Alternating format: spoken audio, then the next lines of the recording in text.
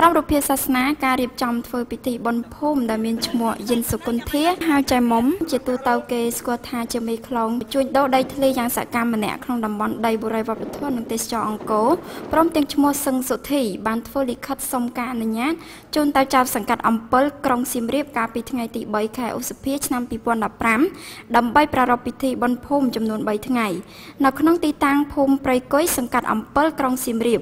ក៏ប៉ុន្តែដោយប្រើប្រាស់រូបភាពរៀបចំបុណ្យភូមិជារនាំងជនដែលមានឈ្មោះដូចខាងលើពុំបានរៀបចំដំឡើងរោងបុណ្យភូមិនេះឲ្យត្រឹមត្រូវតាមការស្នើសុំនោះទេផ្ទុយទៅវិញពួកគាត់បែរជាទៅដំឡើងរោងបុណ្យភូមិនៅឯភូមិសាស្ត្ររដ្ឋបាលនៃភូមិអញ្ចាញសង្កាត់នគរធំក្រុងសៀមរាបទៅវិញត្រង់នេះហើយទើបអាជ្ញាធរក្រុងសៀមរាបអាជ្ញាធរជាតិអប្សរាពុំអនុញ្ញាតឲ្យពិធីបុណ្យអាចប្រព្រឹត្តទៅដោយការគ្រោងទុកឡើយអ្វីដែលគួរឲ្យកត់សម្គាល់នោះថាហេតុអ្វីទើបឈ្មោះយិនសុគន្ធាហៅចៃមុំព្រមទាំងឈ្មោះសឹងសុធីដំឡើងរោងបុណ្យខុសពីទីតាំងដែលបានស្នើសុំតាមការពិនិត្យជាក់ស្ដែងអ្វីដែលនៅពីក្រោយការរៀបចំពិធីបុណ្យនេះគឺជាការប៉ុនប៉ងជាថ្មីក្នុងការចូលកាន់កាប់ដីយកជាកម្មសិទ្ធិខុសច្បាប់នៅលើដីបុរីវប្បធម៌និងទេសចរអង្គរព្រោះថាយិនសុគន្ធាហៅចៃមុំជាអតីតម្ចាស់សំណង់ខុសច្បាប់នៅត្រង់ចំណុចដែលរោងបុណ្យបានដំឡើងដែលអាជ្ញាធរក្រុងសៀមរាបនិងអាជ្ញាធរជាតិអប្សរាធ្លាប់បានអនុវត្តវិធានការរដ្ឋបាលកាលពីខែកុម្ភៈឆ្នាំ2015សូមរំលឹកថាក្នុងពេលកន្លងមកមានការចូលកាន់កាប់ដីសាងសង់សំណង់ខុសច្បាប់ចំនួន24ខ្នងផ្ទះនៅលើដីបុរីវប្បធម៌និងទេសចរអង្គរហើយឈ្មោះយិនសុគន្ធាហៅចៃមុំក៏ជាបុគ្គលម្នាក់ក្នុងចំណោមបុគ្គលដទៃទៀតហើយក៏មានម្ចាស់សំណង់ខុសច្បាប់មួយចំនួនសារភាពថាគាត់ពិតជាបានសាងសង់សំណង់ខុសច្បាប់នេះមែនដីនេះពីមុនមកហ្នឹងគឺ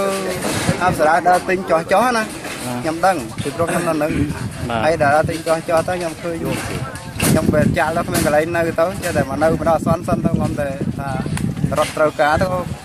រកកន្លែងទៀតទៅណាចូលដីទៅចូលមកនៅមកចាប់យកនៅហ្មងអត់មានទិញវានៅអីសុំភូមិសុំអមបាទមេភូមិចាញ់ហ្នឹងឥឡូវគាត់ស្លាប់ហើយកាលនោះសុំបានពីឆ្នាំ1999សម្រាប់ចិត្តមកនៅខ្លួនឯងបាទមានទិញគេទិញឯងទេតែមានដឹងថាដីកន្លែងហ្នឹងខុសច្បាប់ខ្ញុំដឹងតែដីnhàធរអប្សរាខ្ញុំដឹងបាទគាត់ណាខ្ញុំអត់ដីនៅអត់ដីនៅចានៅសិនដីហ្នឹងនៅលើផ្លូវសាធារណៈហ្មងបាទដីចំណីផ្លូវហ្នឹងដីដីផ្លូវបាទដីផ្លូវតិចទៅបាទលើពីនេះថែមទៀតក្នុងជំនួបកិច្ចប្រជុំពិភាក្សាពិនិត្យឯកសារជាមួយតំណាងគណៈអភិបាលនៃគណៈអភិបាលខេត្តសៀមរាបឈ្មោះយិនសុគន្ធាហៅចៃមុំក៏ធ្លាប់ទទួលស្គាល់ថាទីតាំងរោងបុណ្យនេះគឺពុំស្ថិតនៅក្នុងភូមិសាស្ត្ររដ្ឋបាលនៃភូមិព្រៃគុយសង្កាត់អំពិលក្រុងសៀមរាបទេបន្ថែមលើពីនេះទៀតលោកប៉ាតកឹកមេភូមិព្រៃគុយក៏បានបញ្ជាក់ទីតាំងរោងបុណ្យនេះពុំស្ថិតក្នុងភូមិព្រៃគុយឡើយតើគេមកទៅទីតាំងហ្នឹងត្រូវទៅតាមសំណុំពរដែលគេស្នើសុំហ្នឹងអត់ទេវាគោលការណ៍ខុសហើយភូមិពីគួយបាទហើយបើធ្វើបន់តែមិនធ្វើណាកណាប់ដប់ចឹងបន់មានភូមិបាទមានស្រុកមានប្រជាជនគេរៀបច្រើនដូចនេះអ្វីដែលឈ្មោះយិនសុគន្ធាហៅចៃមុំមេឈ្មោះដីធ្លីនិងឈ្មោះសឹងសុធីអះអាងថាធ្វើពិធីបុណ្យភូមិនោះគឺគ្រាន់តែជារូបភាពខាងក្រៅឯក៏បំណងពិតគឺជាការប៉ុនប៉ងចូលកាន់កាប់យកដីជាកម្មសិទ្ធិជាថ្មីម្ដងទៀតរបស់ពួកគេតែប៉ុណ្ណោះ